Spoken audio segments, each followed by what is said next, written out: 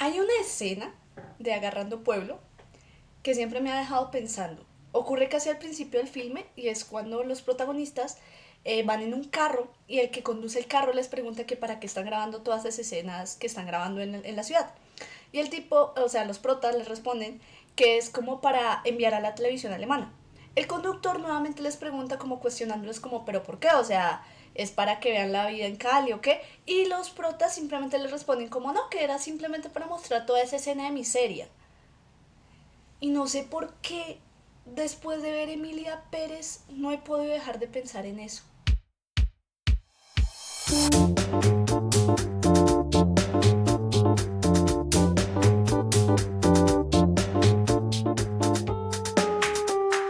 El pasado 23 de enero en salas de cine colombianas, igual que en muchas otras salas de Latinoamérica, se estrenó la esperada película de Emilia Pérez. Controversial y repudiada casi que de una manera universal en los países latinos y habla hispana, sobre todo y por obvias razones en México, este film ha dado mucho de qué hablar. Desde el pésimo manejo de la lengua española por parte de algunas de sus actrices, no solo en pronunciación, sino en el manejo de expresiones y modismos, o sea, cosas con las que no se puede culpar exclusivamente a quienes vemos en pantalla, sino que son problemas que claramente deben estar presentes desde la mismísima escritura del guión, el pésimo estudio hecho por la producción desde las cabezas de la misma, iniciando por el director, para la ambientación de un filme en un México plagado de inexactitudes culturales, sociales, etc.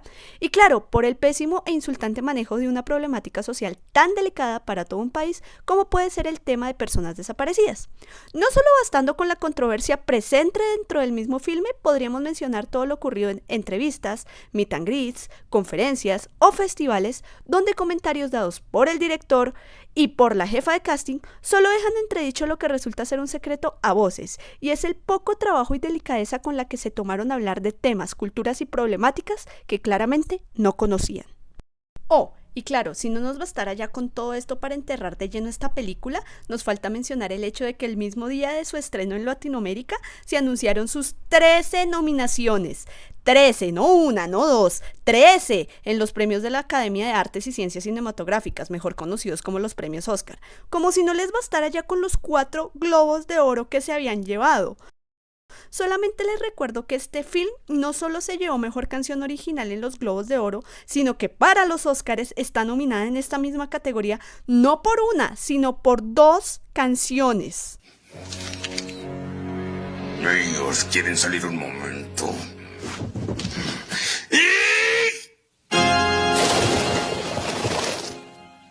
¿Eh? Alabado, es la grosería más fuerte que he oído. Ok, respiremos.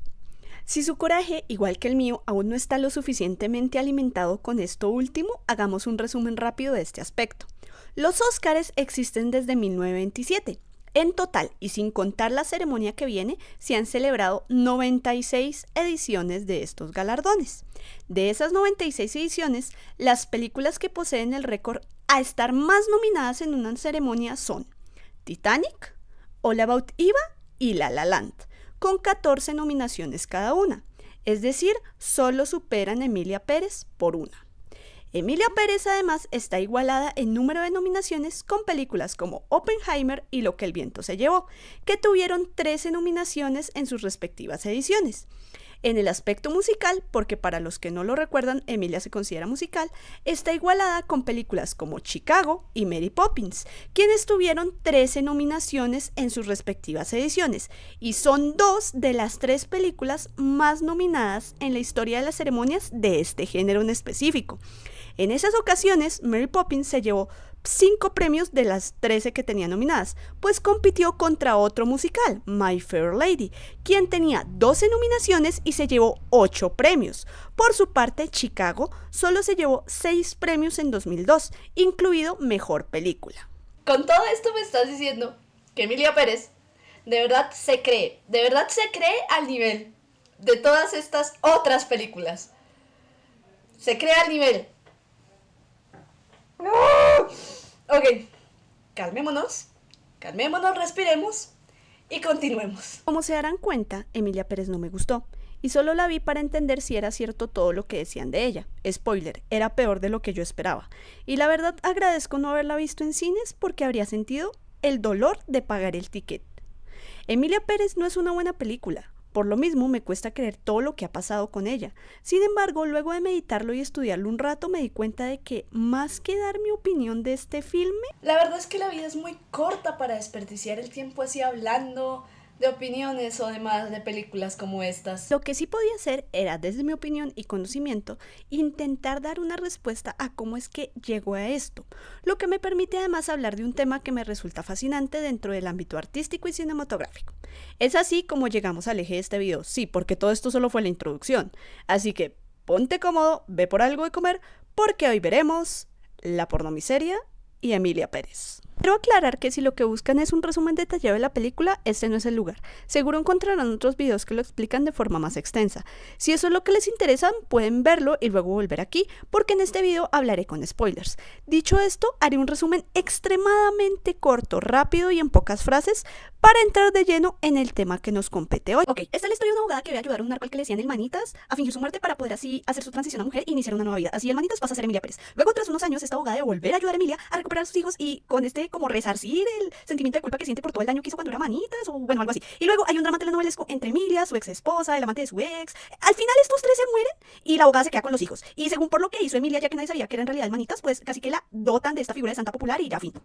Ahora sí podemos entrar en materia. Hablemos de pornomiseria. Para entender esto, exactamente por qué esta película me hizo pensar en ese término tan específico, primero debemos entrar a hablar de dónde viene este término. En la década de los años 70, más específicamente en 1978 en Cali, dos jóvenes cineastas colombianos deciden escribir un manifiesto que no solo pasará a la historia por ser citado, mencionado y estudiado, sino que es la base del origen del término del que estamos hablando. Estos cineastas eran Luis Ospina y Carlos Mayolo. En Manifiesto de la pornomiseria, ambos denunciaron cómo el cine extranjero y en algunos casos el propio cine latinoamericano exploraba la pobreza extrema, la violencia y la marginalidad de América Latina sobre otros países, esto con fines meramente sensacionalistas. De esta manera, los cineastas, en lugar de representar las problemáticas de manera crítica y honesta, lo que hacían era convertirlas en un espectáculo visual para impactar y conmover a audiencias internacionales, especialmente en festivales de cine. ¿No le recuerda a alguien? Para denunciar y escenificar esto, Ospina y Mayolo crearon Agarrando Pueblo, un falso documental que satirizaba a los directores que llegaban a Colombia con sus cámaras buscando la imagen más cruda y desgarradora posible, sin importarles la realidad de las personas con las que filmaban. En la película, los directores protagonistas están más preocupados por capturar la toma perfecta de la miseria que por entender realmente el contexto en el que viven sus sujetos. Como ya se habrán podido dar cuenta, la película de la que vamos a hablar encaja en varias de estas características. Para empezar, si hay algo que me molesta profundamente de esta película es la manera en que aborda México y su realidad. No como un lugar real, con historia, cultura y matices, sino como un decorado para una novelita que podría ocurrir en cualquier país de Latinoamérica si se le suman los suficientes clichés y se cambian algunos detalles. Esto no es algo nuevo en el cine ni en la industria del entretenimiento en general. El cine tiene un largo historial de apropiación cultural, es decir, de tomar elementos de una cultura ajena y representarlos sin entenderlo realmente, solo con el fin de beneficiar a una audiencia externa. Negar algo así sería tapar el sol con un dedo. Claro que casos han habido a lo largo de la historia, pero Emilia Pérez a 2025 ni siquiera se esfuerza en ser mínimamente creíble, se transforma en algo insultante. Específicamente, primero está el lugar.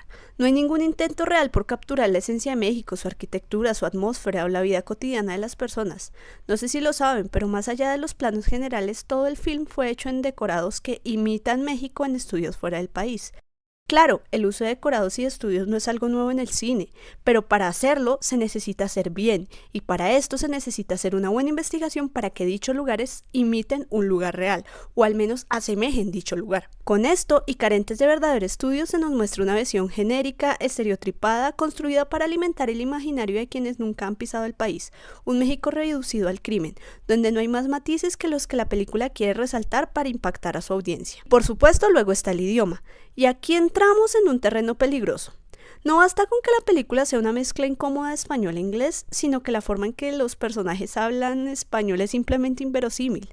sin naturalidad, sin expresión, sin la fluidez de una lengua que se vive, no que se memoriza. Lo peor es que ni siquiera parece un español aprendido fonéticamente, de la manera adecuada. Lo digo porque he visto casos donde hablan español por fonética y no suena mal. Aún así, en la cuestión del idioma lo que me irrita más no es tanto cómo se habla. No me malentiendan, por momentos sí me desconectaba. Sin embargo, lo que considero peor es que ni siquiera los diálogos en sí tienen sentido. Expresiones que ningún hispanohablante usaría, construcciones gramaticales extrañas, un guión que se siente como si lo hubieran escrito con alguien que solo conoce el idioma a través del Google Translate. Todo esto demuestra algo que ya mencioné y que quizás no pare de mencionar en este video, y es la falta de investigación.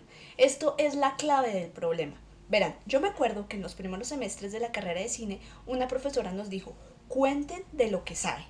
La premisa de esta frase es en realidad bastante simple. Quiere decir que si quieres construir una historia real y tangible, pues tienes que hablar de algo que hayas sentido, que hayas experimentado.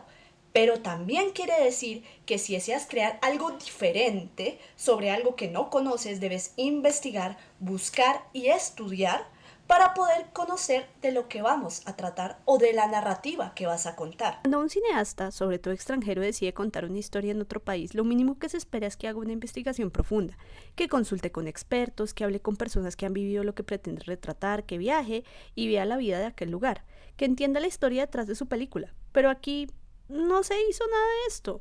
En entrevistas el director declaró abiertamente que no sabía nada sobre México, no había investigado y que simplemente se dejó llevar para la película.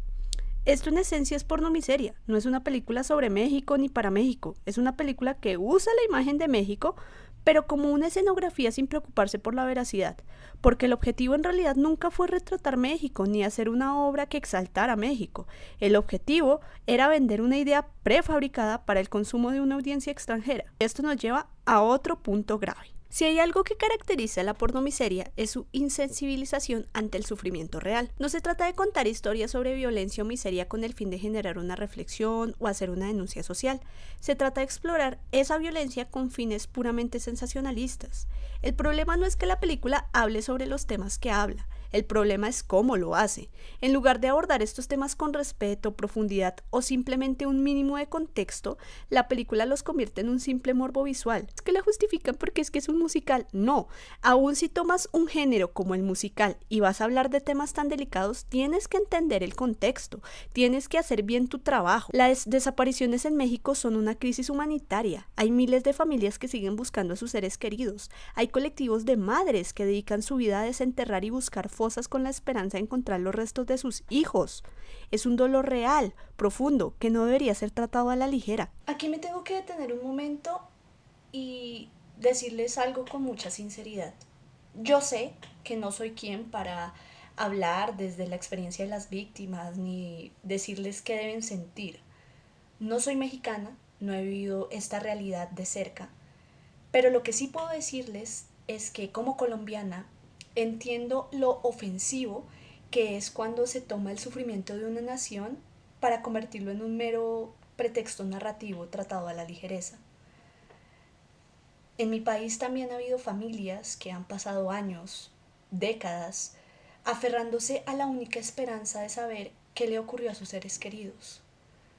Por eso, ver que tratan un tema tan delicado y lo usan porque simplemente lo utilizan como un mero pretexto argumental, sin sensibilidad, sin ninguna clase de respeto, a mí no solo me parece indignante, me parece profundamente doloroso. La película usa una tragedia como un gancho narrativo vacío para mostrar una especie de desarrollo en su personaje. No hay reflexión, no hay profundidad, no hay nada más allá de una imagen puesta en pantalla para impactar a la audiencia, porque eso es lo que busca, impactar, no sensibilizar.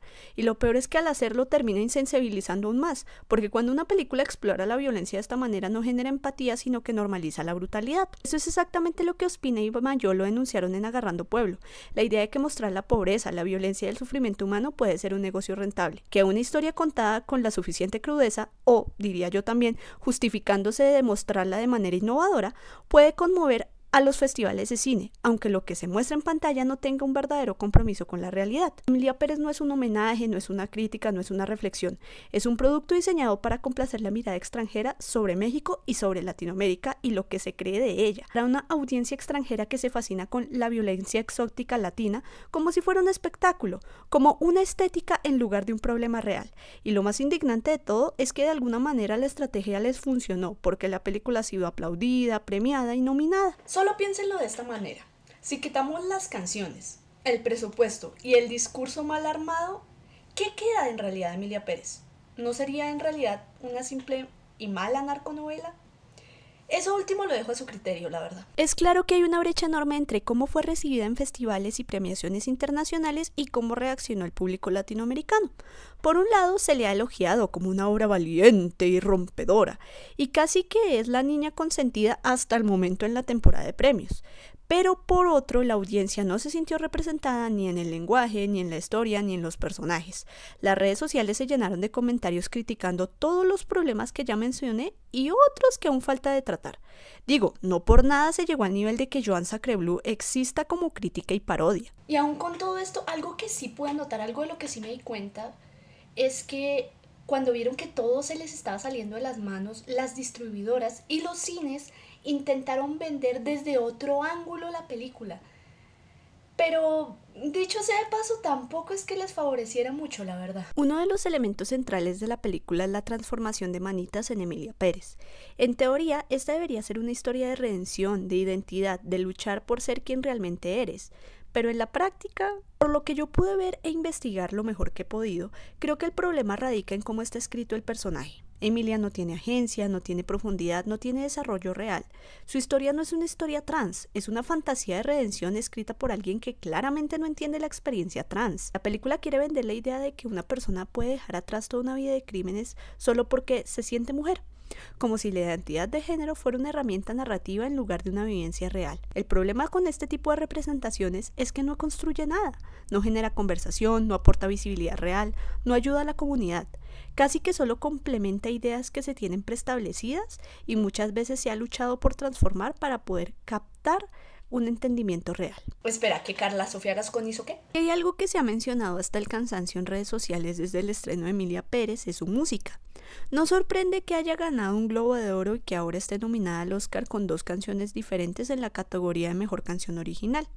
Y sin embargo, para quienes hablamos español esto nos resulta casi surreal. La cuestión no es que las canciones sean malas, en sí mismas, pues. De hecho, instrumentalmente considero que son decentes y en términos de estructura musical están bien hechas. El problema radica en la letra y en la forma en que se interpretan. La manera en que están escritas no refleja un español natural, es algo similar a lo que me enseñó anteriormente con el guión. Suenan como un intento forzado de traducir frases de otro idioma, lo cual es especialmente notorio en los versos que riman de forma torpe o que simplemente no fluyen de manera natural.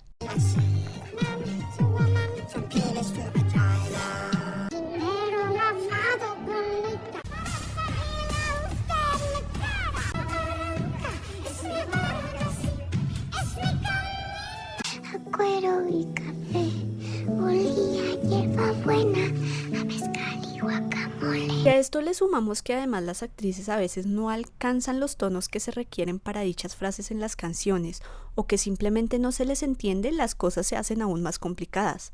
Hay frases que resultan inverosímiles, con estructuras forzadas o que rayan en lo absurdo. Para mí, el resultado es que suena como si estuviera hecho para una audiencia que no tiene idea de cómo suena realmente el idioma, pero que se siente el ritmo que lleva la música. De esta manera, esa audiencia lee los subtítulos pensando, wow, ¿eso es todo lo que dicen? O peor, ni siquiera se fijan en la letra, porque con sinceridad algunas de las canciones no, de verdad no puedo. La verdad, llegado a este punto, no creo poder y tampoco quiero meterme más a profundidad en capa tras capa, de detalle tras detalle de todo esto. Así que, ¿les parece mejor si, expuesto ya todo lo que hemos mostrado, pasamos a las conclusiones? ¿Existe la persistencia de la pornomiseria?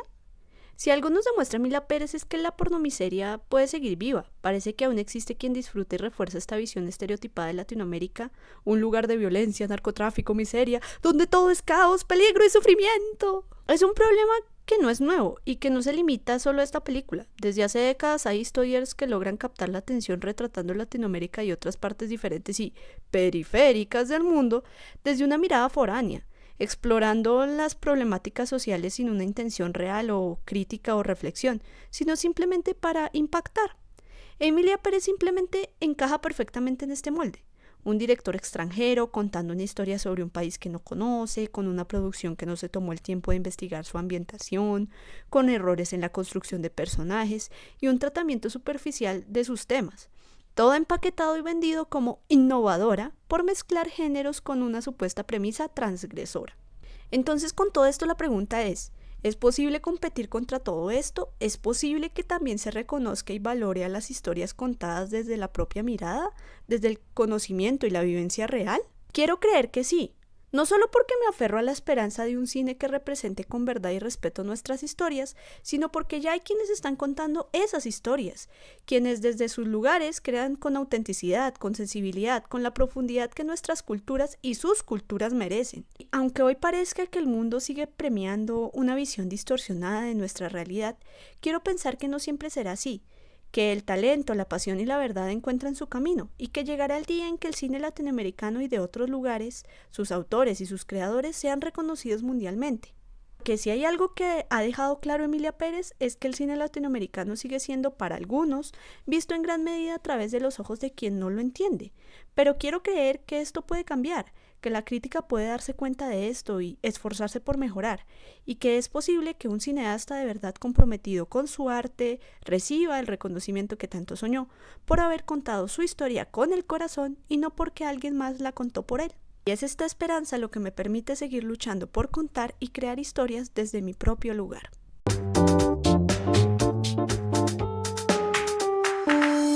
Este video se hizo con el único objetivo de dar una opinión y un análisis al respecto de un tema que me resultó fascinante. Si no estás de acuerdo u opinas diferente está bien, solo no llenes de odio los comentarios.